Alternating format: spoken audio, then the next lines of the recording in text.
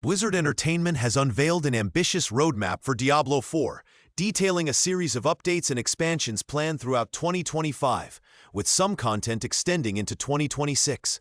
This action RPG, known for its dark fantasy world and intense combat mechanics, is set to introduce new powers, pets, and quests across 4 seasonal updates. Each season, starting with the Season of Witchcraft and culminating in Infernal Chaos, will bring unique themes and activities, such as new powers, reputation boards, and earnable pets. Notably, the roadmap hints at 2 major IP collaborations, though details remain under wraps, generating significant anticipation within the gaming community.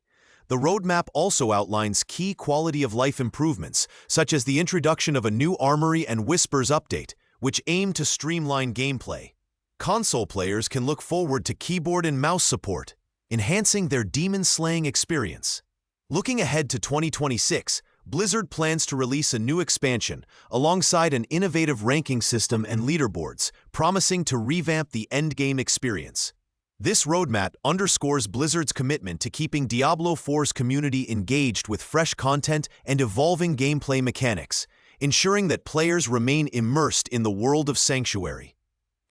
In a much-anticipated development for fans of the Titanfall series, insiders have revealed that Titanfall 3 is reportedly still in development at Respawn Entertainment and could be announced as early as 2025, with a potential release in 2026. This news arrives after years of speculation and hopes that the popular mech shooter series would see a continuation. Titanfall 2, released in 2016, was highly praised for its innovative single-player campaign and fluid multiplayer gameplay, earning a dedicated fan base. The potential announcement at the Game Awards would be a significant event for fans who have been waiting nearly a decade for the sequel. The journey to Titanfall 3 has been fraught with uncertainty, with previous reports indicating that the project had been cancelled due to similarities with its predecessor. However, recent job postings from multiplayer FPS, first-person shooter experts at Respawn, and a LinkedIn post from a former executive hint at renewed efforts to bring the game to fruition. While details remain speculative, the involvement of reliable leakers like Yoritsuki and Osvaldo Torre has given fans a glimmer of hope. The potential release of Titanfall 3 could revitalize interest in the series and further establish Respawn Entertainment's reputation for creating compelling and innovative gaming experiences. Red Barrel's latest installment in the horror franchise, The Outlast Trials, has been stirring interest with its unique approach to the found-footage horror subgenre. This multiplayer-focused title marks a significant shift from its predecessors, which were primarily single-player experiences. The game has been well received on platforms like Steam, boasting a very positive consensus from players, indicating a strong community appreciation despite its mixed critical reception. The game's evolution into a multiplayer format allows players to experience the chilling atmosphere of Outlast with friends, adding a new layer of strategy and cooperation to the horror experience. As The Outlast Trials prepares to enter its 3rd season, the game continues to receive substantial content updates, keeping the player base engaged and expanding the game's lore. Red Barrels is known for its dedication to the Outlast universe, offering additional media like comics that enrich the game's narrative. The ongoing support and expansion of the Outlast Trials demonstrate Red Barrel's commitment to creating a lasting and immersive horror experience. This approach not only keeps the game relevant in the competitive gaming market, but also builds anticipation for future developments within the franchise, including a potential movie adaptation. Activision continues to keep the Call of Duty franchise thriving, with ongoing events for Black Ops 6 and Warzone 2025. Currently, players can take advantage of the Black Ops 6 free trial, which allows free access to multiplayer and zombies modes, including Season 3 premium content, such as the Firing Range MP map and the Zombies Shattered Veil map. This event is an opportunity for those undecided about purchasing Black Ops 6 to experience its offerings firsthand. Meanwhile, Warzone players can revisit the iconic Verdansk map through the Return to Verdansk event, which brings back the original Battle Royale map with exclusive zones and rewards. This nostalgic event will run until April 15th, allowing players to unlock unique items like Modern Warfare's Kali sticks by completing event challenges. Looking ahead, Activision has announced several upcoming events for Black Ops 6 and Warzone, including the Black Ops Tribute event set to begin on April 17th. This event celebrates the legacy of the Black Ops series with themed rewards, such as the Nail Gun special weapon and various exclusive in-game items. Additionally, mid-season events like Blaze of Glory and the Call of Duty Endowment Get Your Six are on the horizon, though details remain sparse. These events are part of Activision's strategy to maintain player engagement and excitement as the franchise continues to evolve. With a mix of free trials, nostalgic revisits, and tribute celebrations, Call of Duty remains a dynamic and ever-evolving staple in the gaming world. Rebellion Developments, known for their Sniper Elite series, has taken a bold step with their latest release, Atomfall. This new title diverges significantly from their previous work, venturing into the survival genre with an alternate history 1960s setting. Drawing initial comparisons to the Fallout series due to its first-person perspective and post-apocalyptic themes, Atomfall sets itself apart by focusing on survival in a quarantine zone following the real-life wind-scale nuclear disaster. Players navigate a world that has been isolated for 5 years, encountering oppressive military forces, a mysterious cult, and lawless scavengers, all while unraveling a deeper mystery that adds layers of intrigue to the gameplay. Atomfall stands out for its open-world design that encourages exploration and player agency. Rather than guiding players on a linear path, the game uses a lead system to organize missions, allowing players to explore and discover the world at their own pace. This non-linear approach enhances the narrative as players gather clues and make choices that influence the story's outcome. The survival mechanics, including crafting and resource management, add depth to the gameplay, requiring players to be strategic in their approach to combat and exploration. With its unique progression system and compelling storyline, Atomfall has been well received, showcasing Rebellion's ability to innovate and deliver a fresh experience in the gaming landscape.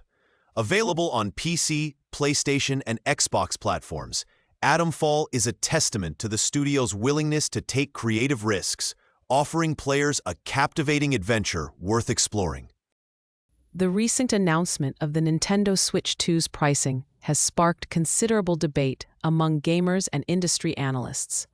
The console, set to be priced at $449.99, has been met with criticism, particularly in light of current economic challenges. Doug Bowser, president of Nintendo of America, attempted to justify the cost by emphasizing the new features and overall value of the console. However, his comments about affordability have drawn unfavorable comparisons to a notorious statement made by Don Mattrick, former president of Microsoft's interactive entertainment business, during the Xbox One's launch. Mattrick's suggestion that consumers who couldn't afford the Xbox One should stick with the Xbox 360 was widely criticized, and Bowser's remarks have similarly been interpreted by some as dismissive. The parallels between the Switch 2 and Xbox One don't end with pricing concerns. Recent discussions have also highlighted similarities in their approaches to digital content and connectivity, with the introduction of game keycards for the Switch 2 being likened to Xbox One's initial digital game-sharing focus. Despite these comparisons, the economic landscape today is markedly different from 2013, with factors like inflation and tariffs further complicating consumer purchasing power. As a result, the Switch 2's launch is clouded by uncertainty, leaving many questions about its features and market positioning unanswered. This situation underscores the challenges Nintendo faces in balancing innovation with consumer expectations in a rapidly evolving gaming market. The latest buzz in the gaming and anime crossover world centers around Netflix's adaptation of the renowned Capcom video game franchise, Devil May Cry. With the first season of the animated series now available, fans are eagerly dissecting the storyline and character developments. Series creator Adi Shankar, known for his work on other game-to-anime adaptations, has revealed a surprising twist. the true antagonist of the series is not a demon or mythical creature, but rather the concept of trauma itself. This thematic choice adds depth to the series, offering a fresh perspective on the internal battles faced by the characters, particularly Lady, voiced by Scout Taylor Compton. The series has yet to announce a second season, but the cliffhangers suggest more adventures for Dante and his allies could be on the horizon. The revelation of trauma as the final boss adds a layer of psychological complexity to the series, which traditionally focuses on action and supernatural elements. This approach highlights the emotional struggles of the characters, making them more relatable to the audience. In addition to this thematic exploration, the series introduces a new physical antagonist, the White Rabbit, who poses a significant threat by attempting to dismantle the barrier between Earth and Hell. This character's rich backstory and unique motivations contribute to one of the standout episodes of the series. As fans await news on a potential second season, the current episodes continue to generate discussion and engagement, underscoring the enduring appeal of the Devil May Cry universe across different media formats. Firaxis Games has announced a significant update for Sid Meier's Civilization VII, set to release on April 22, 2025. This upcoming patch promises to revitalize the strategic depth of the game, particularly focusing on resource management and population growth. One of the standout features is the introduction of 10 new resources, each accompanied by unique narrative events, which will be integrated into the game via a new randomized resource generation system. This system aims to provide players with a more dynamic and varied map experience, encouraging exploration as certain resources will only be discoverable on specific continents or hemispheres. Additionally, treasure resources will now offer passive effects, adding another layer of strategy to resource acquisition and management. Another major change addresses the game's food mechanics, which many players felt became redundant past a certain point. The update will allow for smoother population growth throughout the campaign, making it feasible to expand rural populations beyond previous limits without requiring excessive turns. This improvement is complemented by the introduction of an endless play mode, enabling players to continue their campaigns indefinitely after reaching the modern age. Firaxis is also reintroducing Teams Multiplayer, a feature from previous Civilization installments, alongside various quality-of-life enhancements, such as a Repair All option and reduced natural disasters. Although some anticipated features like Auto-Explore and new map types are not included in this update, Firaxis assures fans that these elements are still in development. This comprehensive update is expected to enhance player engagement and strategic possibilities, further solidifying Civilization VII's standing in the strategy gaming genre. Warner Bros. Pictures has released a Minecraft movie, a fantasy adventure film inspired by the immensely popular sandbox video game, Minecraft. The film features a star-studded cast, including Jack Black as Steve, the game's original default character, and Jason Momoa as Garrett, a washed-up video game champion. The movie follows Steve and a group of unlikely allies from the real world as they embark on a quest to protect the overworld from the villainous Malgosha, who seeks to control the realm using the Orb of Dominance. With vibrant special effects and a humorous script, the film aims to entertain both its young target audience and accompanying adults.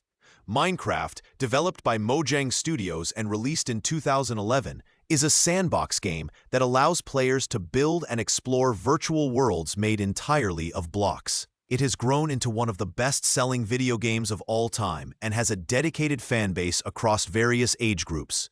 The film's faithful references to the game, such as crafting, block building, and iconic creatures like creepers, resonated with young fans in theaters, as evidenced by their enthusiastic reactions.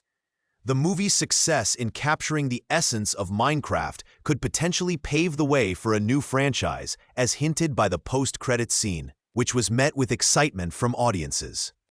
The Pokemon trading card game TCG is generating buzz, with leaks suggesting a new set inspired by the beloved Pokemon Black and White games, slated for a July release. This upcoming set, described as a special expansion, won't be available as individual booster packs, but will come bundled with other products, like Elite Trainer boxes and mini tins. The set is expected to feature iconic legendary Pokémon Reshiram and Zekrom, alongside other fan-favorite creatures from the Unova region, which was introduced in the 5th generation of the Pokémon series. Black and White are particularly cherished for exclusively showcasing new Pokémon during the main game, making this TCG expansion highly anticipated among collectors and fans. The Pokémon Company is reportedly taking measures to address the high demand and scarcity of special expansion products. Past releases have seen these items quickly snapped up by resellers, leading to inflated prices on secondary markets. To combat this, the company is implementing changes to pre-order processes and setting purchase limits to ensure more fans can access the new set. This strategic move underscores the ongoing popularity of the Pokémon franchise and its trading card game, which continues to captivate both new and seasoned players. As fans eagerly await official announcements, the potential inclusion of all Pokémon from the Unova Pokédex adds an extra layer of excitement to this upcoming release.